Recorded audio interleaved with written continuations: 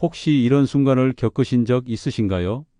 평생을 함께 걸어온 사람, 늘 곁에서 대화를 나누고 웃음과 눈물을 함께했던 사람, 언제나 내 편일 것만 같았던 그 사람이 어느 날 갑자기 아주 멀게 느껴지는 순간 말입니다. 그 사람에게 좋은 일이 생겼습니다. 손자, 손녀가 특별한 상을 탔다거나, 직장에서 인정을 받았다거나, 오래 기도하던 문제가 해결되었다거나, 혹은 교회 공동체 안에서 새로운 사명이나 찬사를 받게 되었다거나, 감사한 일이고 기뻐할 일입니다. 분명 머리로는 그렇게 알고 있습니다. 그런데 이상하게 그 사람의 기쁨이 내 마음의 기쁨이 되어주지 못할 때가 있습니다. 축하의 말은 입에서 나왔지만 나도 모르게 마음속 어딘가가 조용히 쑤셔옵니다. 왜 이렇게 마음이 불편하지? 분명 좋은 일인데 왜 나는 기쁘지 않을까? 내 마음이 왜 이러는 걸까? 그 질문이 마음을 스치고 지나가는 순간 우리는 아주 조용히 그러나 깊게 질투라는 감정과 마주하게 됩니다. 질투는 큰 소리로 나타나지 않습니다. 대부분은 침묵 속에서 고개를 듭니다. 웃고 있는 얼굴 뒤에서, 일상을 살아가는 평온함 속에서 누구도 모르게 천천히 올라옵니다. 가까운 사람이기 때문에 더 아픕니다. 그 사람이 잘 되는 것이 내 상처를 건드린 듯 아프게 느껴질 때가 있기 때문입니다. 그렇다고 해서 그 사람을 미워하는 것도 아닙니다. 오히려 사랑하기 때문에 더 복잡합니다. 기뻐해 주고 싶은데 정말 마음이 따라주지 않을 때의 당혹감. 이 감정을 누구에게 말할 수 있을까요? 가족에게도, 친구에게도, 심지어는 교회 지체에게도 솔직히 털어놓기 어렵습니다. 괜히 작은 마음으로 오해받을까 두렵고 부끄러움이 앞서기도 하고 내가 왜 이런 마음을 느끼지? 라는 죄책감이 더 깊은 침묵을 만들기 때문입니다. 하지만 하나님 앞에서는 숨길 필요가 없습니다. 주님은 우리의 마음이 어떤 복잡한 결을 갖고 있는지 우리보다 더 잘 아시는 분입니다. 오늘 1부에서는 누구에게도 말하지 못했던 이 조용한 감정을 주님 앞에서 천천히 풀어내는 여정을 시작하려 합니다. 정죄가 아니라 이해로, 억압이 아니라 치유로, 부끄러움이 아니라 회복으로 나아가는 시간입니다. 질투는 나쁜 마음 이전에 아픈 마음입니다. 많은 분이 질투를 느끼는 순간 가장 먼저 드는 감정은 부끄러움입니다. 그리고 그 다음은 자책입니다. 내가 왜 이렇게 속이 좁을까? 왜 내 마음은 이렇게 성숙하지 못할까? 믿음이 부족한 건가? 하지만 질투는 우리가 악해서 생기는 감정만은 아닙니다. 질투는 때로 정당한 욕구가 오랫동안 채워지지 못했을 때 나타나는 신호이고 마음의 상처가 여전히 회복되지 않았다는 표시이기도 합니다. 질투는 내가 약하다라고 말하지 않습니다. 대신 이렇게 말합니다. 내 마음이 지금 힘들다. 성경은 우리의 감정을 단순하게 흑백으로 나누지 않습니다. 성경 속 인물도 우리와 똑같이 질투를 경험했습니다. 사울은 다윗을 향해 질투했습니다.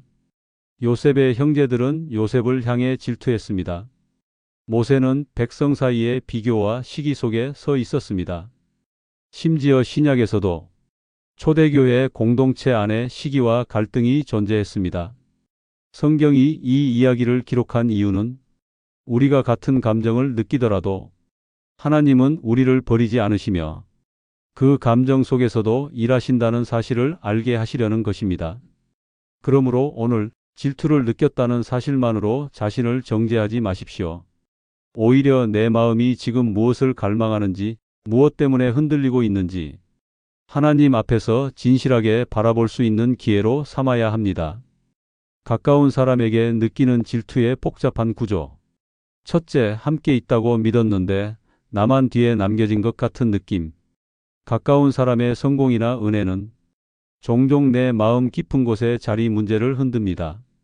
우리는 가족, 친구, 공동체 안에서 나는 여기쯤 있는 사람이다라는 심리적 위치를 갖고 있습니다. 그런데 상대가 갑자기 앞서 나가는 것처럼 보일 때 내 마음이 불안정해지며 기쁨보다 불편함이 먼저 찾아옵니다. 이것은 이상한 것이 아닙니다. 사람의 마음은 관계 안에서 자리 잡기 때문입니다.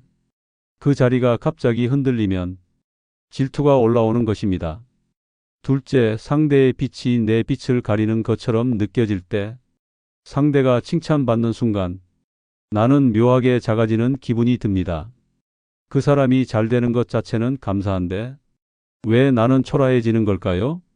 이때 우리는 축복을 제로섬 게임처럼 생각하는 경향이 있습니다. 저 사람이 많이 받으면 나는 적게 받는다는 무의식 속에 오해가 생기는 것입니다. 그러나 하나님의 은혜는 누군가를 더 주기 위해 누군가를 덜 주시는 구조가 아닙니다. 하나님의 은혜는 흘러넘치는 은혜입니다. 셋째, 내 마음의 깊은 곳에서 인정받고 싶은 갈망이 충족되지 않을 때, 때로는 상대의 성공이 문제가 아닙니다. 문제는 그 성공이 내 마음의 오래된 상처를 건드리는 것입니다. 과거에 받아보지 못했던 인정, 잊힌 것 같았던 노력들, 누군가에게 말없이 기대했던 칭찬, 그 갈망이 오래 묵은 채 해결되지 않았을 때, 다른 사람의 인정이 내 상처를 찌르는 것처럼 느껴질 수 있습니다. 이때 질투는 상대 때문이 아니라 내 마음 안에 오래된 외로움 때문입니다. 하나님은 나만의 자리를 반드시 예비하십니다. 시편은 우리에게 이렇게 말합니다. 주께서 나의 내장을 지으시며 나를 모태에서 만드셨나이다. 하나님은 우리를 만드실 때 비교 속에서 흔들리는 존재로 지으신 것이 아니라 각 사람에게 다른 길과 다른 때를 주셨습니다. 누군가는 먼저 열매를 맺고 누군가는 나중에 열매를 맺습니다. 그러나 하나님은 먼저 된 열매 때문에 뒤에 되는 열매를 잊어버리는 분이 아닙니다. 다른 사람이 받는 축복은 내가 밀려났다는 의미가 절대 아닙니다. 내 몫의 은혜는 그대로 남아 있습니다. 하나님의 때는 결코 잊히거나 사라지지 않습니다. 그러므로 질투의 순간에 이 진리를 되새길 때 비교에서 오는 무력감이 조금씩 풀어집니다. 질투의 흐름을 바꾸는 영적 실천. 질투는 감정이기 때문에 의지로만 이기기 어렵습니다. 그러나 감정의 방향을 바꾸는 것은 가능합니다. 첫 번째 실천, 솔직한 인정. 내 마음이 지금 아프다고 말하는 것입니다. 이 솔직함은 감정을 낮추는 것이 아니라 감정의 뿌리를 찾아가는 첫 걸음입니다. 두 번째 실천, 비교의 시선을 멈추기. 나는 나이고 그 사람은 그 사람입니다. 하나님의 계획은 각 사람을 향해 독립적으로 존재합니다. 세 번째 실천, 감사 찾기. 감사는 질투와 함께 존재할 수 없습니다. 감사는 질투의 반대 정서입니다. 감사가 들어오면 질투는 자연히 설 자리가 줄어듭니다. 네 번째 실천, 그 사람을 위한 중보 기도. 이것은 가장 어려운 훈련이지만 가장 강력한 변화의 열매를 맺습니다. 상대의 성공을 인정하며 기도하기 시작할 때 질투는 사랑으로 서서히 녹아내립니다. 다섯 번째, 여정 사랑은 질투를 녹입니다. 고린도전서는 이렇게 말합니다. 사랑은 투기하지 아니하며 사랑은 비교를 멈추는 힘을 줍니다. 사랑은 마음에 평안을 줍니다. 사랑은 광야 같은 감정 속에서도 길을 만들어주는 은혜입니다.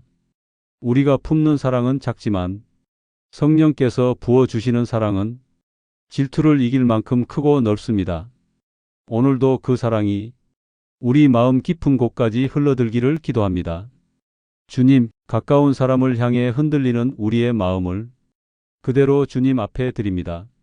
주님, 우리의 마음이 왜 아픈지 우리보다 더 잘 아시는 주님께 오늘 모든 감정을 고백합니다. 누군가의 기쁨을 기쁨으로 받아들이지 못했던 마음을 용서하시고 그 마음이 숨기고 있었던 상처를 살펴주옵소서. 주님, 우리에게도 주님이 정하신 길과 자리가 있음을 믿게 하시고 다른 사람의 은혜를 보며 내 은혜가 줄어들었다고 오해하지 않게 하옵소서. 감사를 회복하게 하시고 비교의 마음이 아니라 주님 앞에서 누리는 평안의 마음이 자라게 하옵소서. 그리고 무엇보다 성령의 사랑이 우리의 내면을 가득 채워 질투의 마음이 잦아들고 관계가 회복되며 우리의 영혼이 다시 숨을 쉬게 하옵소서. 예수님의 이름으로 기도합니다. 아멘. 오늘 귀하고 솔직한 마음을 가지고 기도의 자리로 나와 주셔서 감사합니다. 우리가 나누었던 이 묵상이 여러분의 마음에 작은 숨결 하나라도 놓아드릴 수 있었다면 그것만으로도 오늘의 시간이 헛되지 않았으리라 믿습니다. 사람과 사람 사이의 마음은 정말 쉽게 상하고 조금만 건드려도 흔들리고 때로는 내가 나를 알아보기 어려울 만큼 복잡해질 때가 있습니다. 그러나 그런 마음의 깊은 곳까지 하나님은 외면하지 않으시며 그 자리에서부터 회복을 시작하십니다. 혹시 오늘 방송을 들으며 내 마음 어딘가에서 조용히 울리고 있던 감정이 떠올랐다면 그것은 하나님께서 여러분의 마음을 은혜의 자리로 부르시는 초대일 것입니다. 여러분의 하루 위에 그리고 여러분이 사랑하는 모든 관계 위에 하나님께서 주시는 평안이 부드럽게 머물기를 기도합니다. 질투를 이기게 하시는 주님의 사랑이 여러분의 걸음을 지켜주시고 여러분의 마음을 새롭게 하시며 여러분의 관계에 따뜻한 빛을 비추어 주시기를 소망합니다. 지금 이 순간에도 하나님은 여러분의 마음을 아시고 여러분의 삶을 인도하고 계십니다. 그러니 너무 걱정하지 마시고 너무 자책하지도 마시고 주님 안에서 한 걸음씩 평안으로 나아가시기를 바랍니다. 오늘도 함께해 주셔서 감사합니다. 저는 다음 시간에 또 다른 묵상과 은혜의 말씀으로 찾아뵙겠습니다. 주님 안에서 평안한 하루 되십시오.